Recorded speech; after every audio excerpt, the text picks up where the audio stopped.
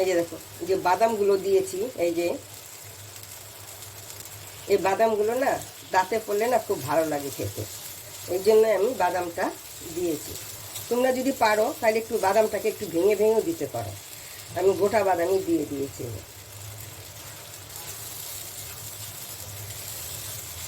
এই 3টা ঝিঙাকে আমি এখন কেটে নেব।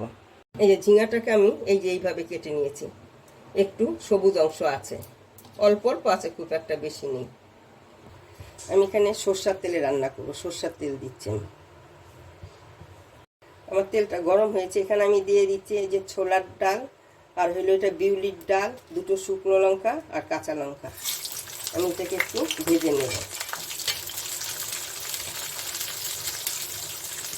আর দিচ্ছি আমি অল্প জিরে, গোটা জিরে দিয়েছি।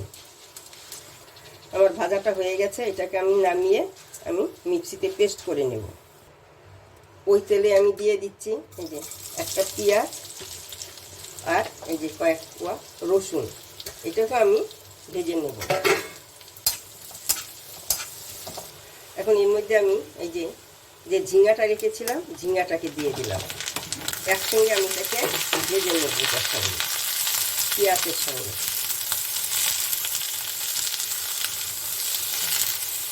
এর মধ্যে দিয়ে দিলাম আমি হলুদ গুঁড়ো আর দিচ্ছি পরিমাণ মতো লঙ্কা।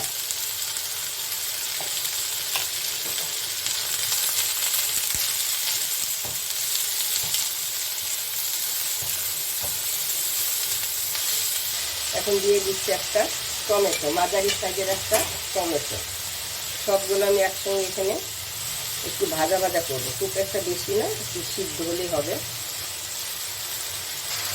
দেখো এটা আমার সিদ্ধ হয়ে গেছে। এই যে এখন এটাকে আমি নামিয়ে দেব।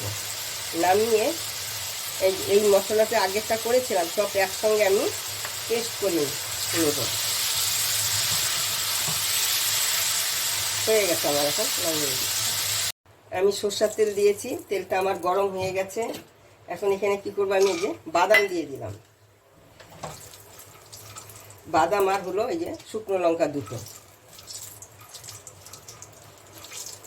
এখন এখানে আমি দিয়ে দিচ্ছি এই যে জিরা ফোড়ন, আর দিয়ে দিচ্ছি আমি আবার এই যে সর্ষে।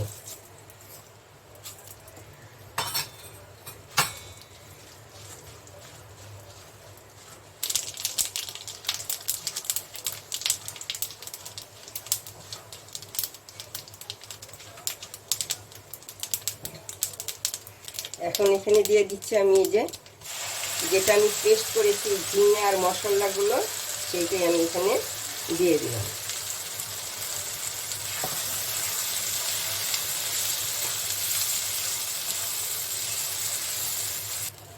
আমরা এখন এটাকেও আবার কিছু সময় ধরে একটু ভেজে নেব। এই যে জলটা আছে, এত জল থাকবে না, আর একটু শুকিয়ে নেব। একবার হলে তোমরা এই রেসিপিটা করে দেখবে, দারুণ হয় কিন্তু খেতে। এটা এই ঝিঙার এই ভর্তা, ঝিঙা ভর্তা কিন্তু এটাকে আমি নাম দিয়েছি ঝিঙার ভর্তা। কেন, সব একসঙ্গে পেস্ট করে করছি বলে নাম দিলাম ঝিঙে ভর্তা। দেখো আমার ভাজাটা হয়ে গেছে, দেখো আপনি এটা ভিতর থেকে উঠে আসছে। যে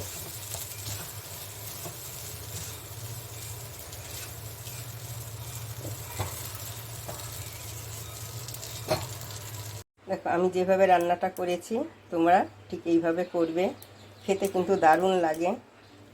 রেসিপিটা দেখেও বুঝতে পারবে তুমি খেতে কেমন হবে। সেই জন্য বলছি, আমি যেভাবে করেছি তোমরা ঠিক ওইভাবেই করবে, দেখো দারুণ লাগে কিন্তু খেতে। আমার রেসিপিটা যদি তোমাদের পছন্দ হয় তাহলে লাইক করবে, শেয়ার করবে, সাবস্ক্রাইব করবে।